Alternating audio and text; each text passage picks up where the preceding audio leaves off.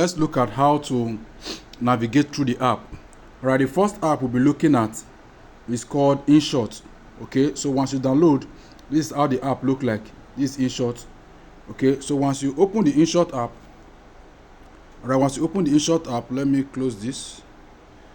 All right, good. Once you open the inshot app, this is what you get.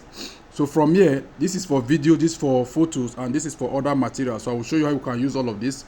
Now for the video, once you click on it, you click on new. All right, so you just select any video you have here. Let me just select this video. All right, I'll click on continue. All right, the moment you do this, all right, you are seeing all this icon down. This icon you are seeing, the first one is the canvas. The canvas talk about how you want it to be. This is for Instagram, this is for YouTube, this is also for YouTube InShot, this is for YouTube InShot, why this is for YouTube. All right, okay, so this is for TikTok and the rest. All right, depending on the format you want, so you just select it here. All right, if you want to zoom in, you can zoom in using this app. All right, so this is, once you are done, you click on this. Then the next one is for music. All right, I will show us how we can use this. If you want to select any music, this is what you do. All right, so this is just introduction of this. Then you have your sticker.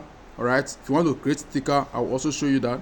Then you have your text, you have your filter, you have your peep, you have your pre-cut, split, delete, volume, background, all right, speed, animation, crop, all right, so opacity, voice effect, and other tools like that. So I'll be showing us how we can use all these tools to edit your videos.